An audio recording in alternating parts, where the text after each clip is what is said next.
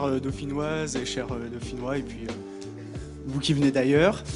Tout d'abord, l'association Dauphine Discussion Débat voulait vous remercier d'être venus aussi nombreux pour, j'avais envie de dire, un événement exceptionnel avec des invités exceptionnels que je vous demande d'applaudir. Voilà. Mais aussi un partenariat exceptionnel, puisque c'est quand même un des grands quotidiens que tous les jours vous côtoyez et que vous lisez. Donc Le Figaro, avec Monsieur Tréhard qui le représente aujourd'hui. Et je voulais aussi remercier évidemment toute l'association qui a beaucoup travaillé pour cet événement. Donc un événement exceptionnel, dans une université exceptionnelle, avec un public exceptionnel.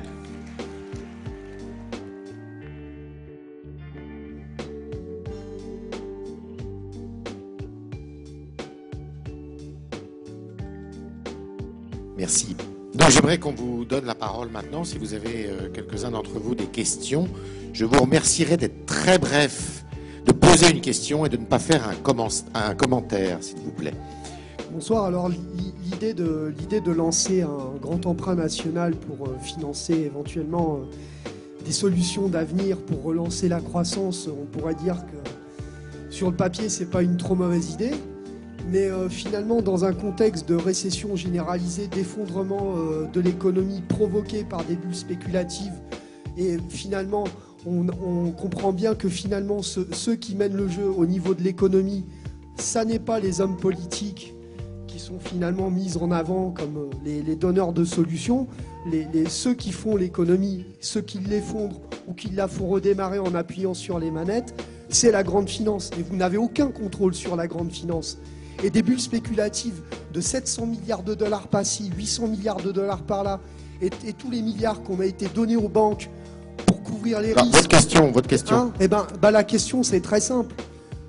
Face à tout ça, le grand emprunt, qu'est-ce que ça pèse ?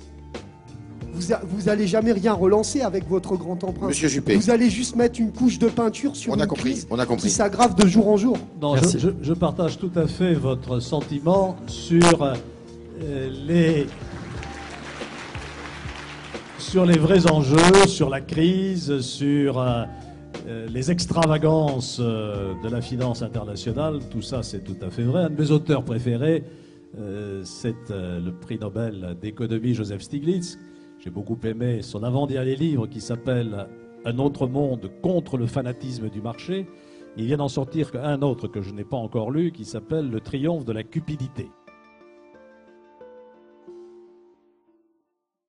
Monsieur Juppé, oui, non, mais j'ai récupéré l'info. Vous disiez ne pas savoir d'où pouvait venir l'argent, mais alors pourquoi ne battons pas simplement monnaie comme on le faisait avant la loi Pompidou-Giscard?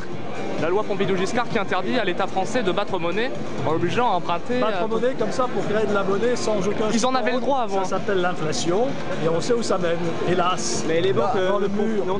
Avant on remboursait la dette sans intérêt. Oui, bien sûr, c'est ce qu'on appelle l'effet de levier, mais ils l'ont fait dans des proportions tellement extravagantes et de façon tellement irresponsable que ça nous a mis là... Mais la dette ne fait qu'augmenter depuis ce moment. Aujourd'hui, on leur impose des ratios prudentiels de plus en plus forts, justement, pour qu'ils évitent de faire des bêtises. Et pourtant, on commence le débat. Et pourtant, la dette augmente.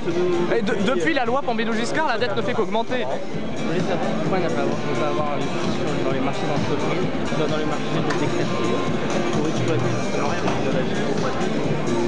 Est-ce que c'est un choisi un certain nombre de priorités? Et l'Europe, quand on investit chacun en son coin, on n'a jamais... C'est vrai. J'ai dit tout à l'heure que c'était une de nos faiblesses. On l'a dit pour tout ce qui concerne l'aéronautique et le spatial, où là on est typiquement dans des projets européens, mais on devrait le faire aussi dans le domaine de l'énergie. Dans quelle mesure vous avez essayé de former vos travaux avec d'autres initiatives? Pas bien, pas suffisamment. C'est vrai que c'est une de nos lacunes. Je l'ai dit. Monsieur Juppé, depuis les banques remboursent avec intérêt. On rembourse aux banques avec intérêt avant. Monsieur Juppé, entre 1980 et 2008, on a payé 1300 milliards de dollars d'intérêt. Et pourtant, la dette a augmenté de 1036 milliards de dollars. Si on ne payait pas d'intérêt, monsieur Juppé... Je sais par où on peut le dire. Ici, 250 milliards de dollars. 800. Il est là-bas. Ah, on y va là.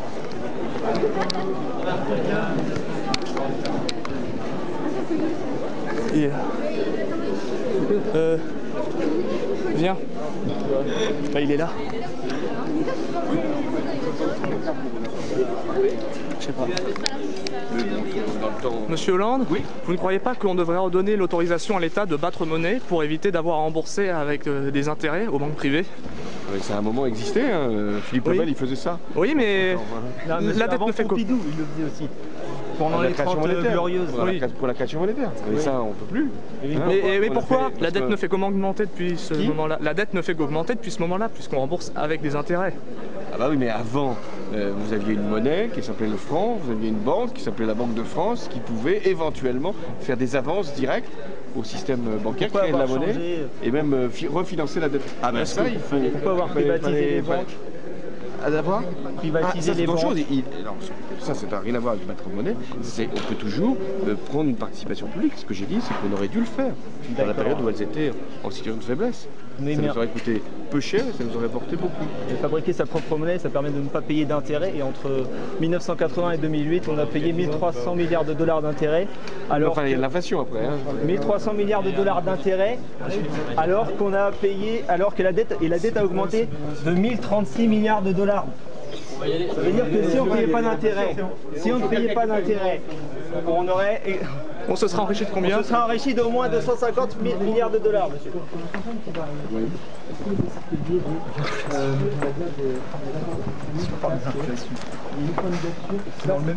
Et la dette était stable avant la loi Pompidou-Giscard. On va dire, disons en 2 à 1.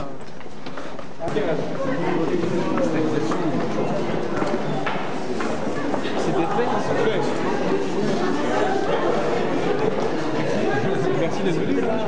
Mais finalement, vous êtes pour ou contre alors la création monétaire? Mais il n'y a plus de création monétaire. Mais vous êtes pour ou contre? Vous êtes pour la rétablir ou pas? Mais non, c'est fini la création monétaire, on ne peut plus. Mais ça fonctionnait très bien avant. La dette serait quasi nulle si on n'avait pas...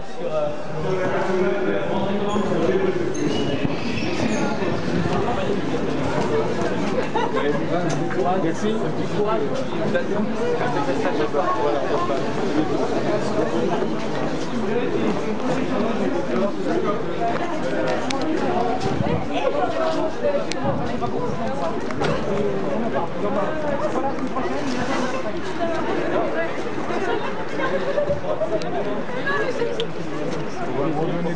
Je reviens. Une deuxième fois.